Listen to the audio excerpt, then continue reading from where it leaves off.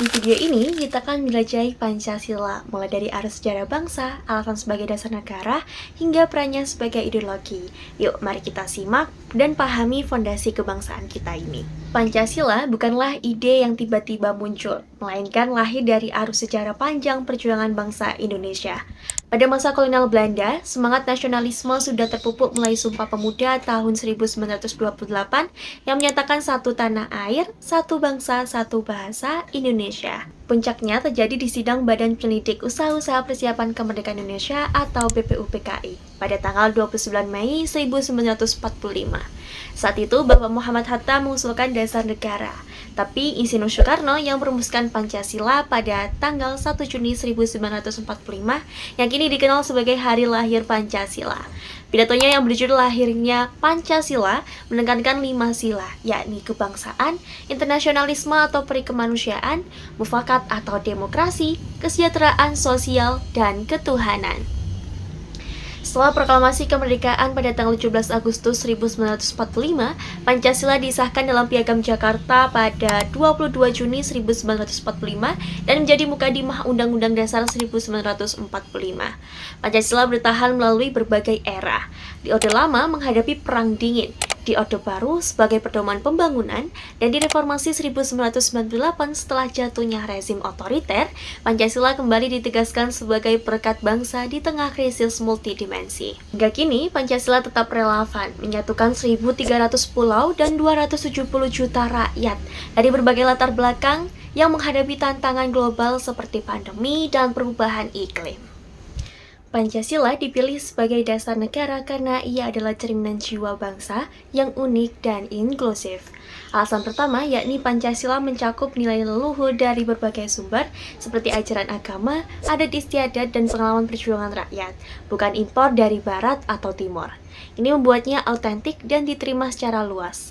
Seperti dalam konsensus BPUPKI yang melibatkan tokoh agama nasionalis dan tradisionalis. Alasan kedua yakni Pancasila menjadi persatuan di tengah kebinekaan. Dengan sila ketiga yakni Persatuan Indonesia yang mengatasi potensi perpecahan suku, agama, ras, dan golongan yang krusial untuk negara kepulauan terbesar di dunia. Yang ketiga, fleksibilitasnya. Pancasila adaptif terhadap perkembangan zaman seperti mendukung demokrasi Pancasila pasca reformasi, di mana kedaulatan rakyat dipegang berdasarkan Undang-Undang Dasar 1945 Pasal 1 Ayat 2. Alasan yang keempat, Pancasila menjadi landasan hukum konstitusi. Semua undang-undang, kebijakan pemerintah, dan lembaga negara seperti DPR, Mahkamah Konstitusi harus selaras dengannya. Nah, yang terakhir, alasan yang paling kuat yakni Pancasila adalah hasil musyawarah mufakat yang lahir dari darah dan air mata perjuangan, sehingga ia kokoh sebagai fondasi tata negara yang adil dan berdaulat. Pancasila bukan hanya dasar tapi juga ideologi negara, yaitu pandangan hidup bangsa yang mengarahkan segala aspek kehidupan bernegara dan bermasyarakat. Berbeda dengan ideologi kaku seperti komunisme yang ateis atau kapitalisme yang individualis, Pancasila bersifat terbuka, holistik, dan berbasis gotong royong. Sebagai ideologi, Pancasila mengintegrasikan 5 sila menjadi satu kesatuan. Yang pertama yakni sila pertama yang berbunyi ketuhanan yang Maha Esa, menjamin kebebasan beragama dan spiritualitas nasional.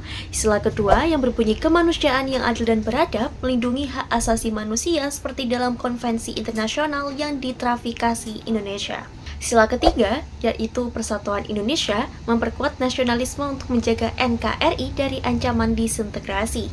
Sila keempat, yakni kerakyatan yang dipimpin oleh hikmat kebijaksanaan dalam permusyawaratan perwakilan, mendorong demokrasi musyawarah, bukan konfrontasi, seperti dalam pemilu dan DPR. Sila kelima, yakni keadilan sosial bagi seluruh rakyat Indonesia, menjadi panduan ekonomi berkeadilan terlihat dalam program seperti Kartu Indonesia Sehat atau Reforma Agraria. Pancasila sebagai ideologi menginspirasi pendidikan, budaya, dan kebijakan negara. Di era digital, ia relevan untuk melawan hoax, radikalisme, dan ketimpangan, yang dimana memastikan Indonesia tetap menjadi negara kesatuan yang maju, adil, dan makmur.